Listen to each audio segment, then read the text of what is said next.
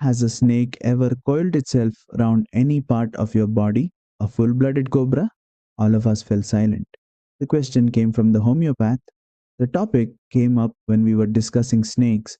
We listened attentively as the doctor continued with his tale. It was a hot summer night, about 10 o'clock. I had my meal at the restaurant and returned to my room. I heard a noise from above as I opened the door.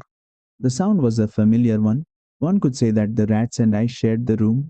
I took out my box of matches and lighted the kerosene lamp on the table. 2. The house was not electrified. It was a small rented room. I had just set up medical practice and my earnings were meager.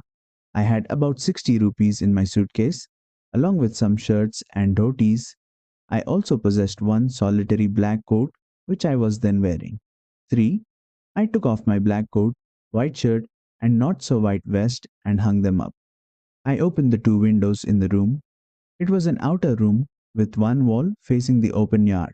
It had a tiled roof with long supporting gables that rested on the beam over the wall. There was no ceiling.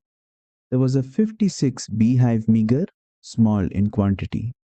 Gable, upper part of a wall below a sloping roof. Reprint 2025 to 26 regular traffic of rats to and from the beam. I made my bed and pulled it close to the wall. I lay down, but I could not sleep. I got up and went out to the veranda for a little air, but the wind god seemed to have taken time off. 4. I went back into the room and sat down on the chair. I opened the box beneath the table and took out a book, the Materia Medica. I opened it at the table on which stood the lamp and a large mirror. A small comb lay beside the mirror. One feels tempted to look into a mirror when it is near one. I took a look. In those days, I was a great admirer of beauty, and I believed in making myself look handsome. I was unmarried and I was a doctor. I felt I had to make my presence felt. I picked up the comb and ran it through my hair and adjusted the parting so that it looked straight and neat. Again, I heard that sound from above. 5. I took a close look at my face in the mirror. I made an important decision. I would shave daily and grow a thin mustache to look more handsome. I was, after all, a bachelor and a doctor. I looked into the mirror and smiled. It was an attractive smile. I made another earth shaking decision. I would always keep that attractive smile on my face to look more handsome. I was, after all, a bachelor and a doctor too on top of it. Again came that noise from above. 6. I got up, paced up and down the room. Then another lovely thought struck me. I would marry. I would get married to a woman doctor who had plenty of money and a good medical practice. She had to be fat for a valid reason. If I made some silly mistake and needed to run away, she should not be able to run after me and catch me. With such thoughts in my mind, I resumed my seat in the chair in front of the table. There were no more sounds from above.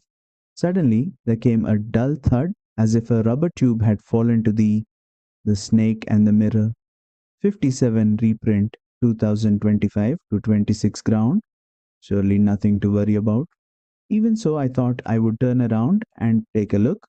No sooner had I turned than a fat snake wriggled over the back of the chair and landed on my shoulder. The snake's landing on me and my turning were simultaneous. 7. I didn't jump, I didn't tremble, I didn't cry out. There was no time to do any such thing.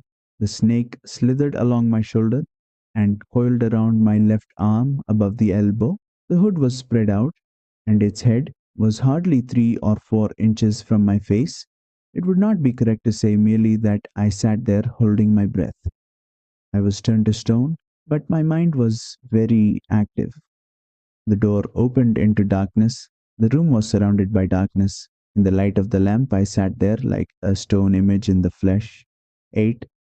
I felt then the great presence of the creator of this world and this universe. God was there. Suppose I said something and he did not like it. I tried in my imagination to write in bright letters outside my little heart the words, "Oh God." There was some pain in my left arm. It was as if a thick leaden rod, no, a rod made of molten fire, was slowly but powerfully crushing my arm. The arm was beginning to be drained of all strength. What could I do? 9. At my slightest movement, the snake would strike me. Death lurked 4 inches away. Suppose it struck, what was the medicine I had to take? There were no medicines in the room. I was but a poor, foolish, and stupid doctor. I forgot my danger and smiled feebly at myself. It seemed as if God appreciated that. The snake turned its head, it looked into the mirror, and saw its reflection. I do not claim that it was the first snake that had ever looked into a mirror, but it was certain that the snake was looking into the mirror. Was it admiring its own beauty? Was it trying 58 Beehive reprint 2025 to 26? Perhaps it wanted to enjoy its reflection at closer quarters. To make an important decision about growing a mustache, or using eyeshadow and mascara, or wearing a vermilion spot on its forehead. 10. I did not know anything for certain. What sex was this snake? Was it male or female? I will never know, for the snake unwound itself from my arm and slowly slithered into my lap. From there, it crept onto the table and moved towards the mirror. Perhaps it wanted to enjoy its reflection at closer quarters. I was no mere image cut in granite. I was suddenly a man of flesh and blood.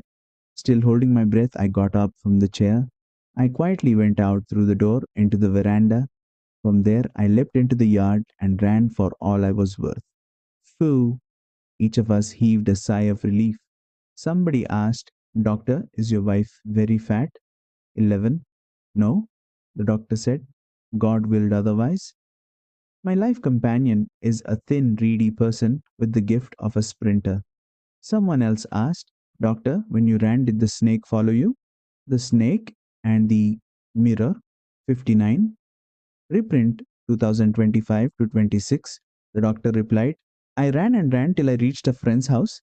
Immediately I smeared oil all over myself and took a bath. I changed into fresh clothes. The next morning at about 8:30, I took my friend and one or two others to my room to move my things from there, but we found we had little to carry.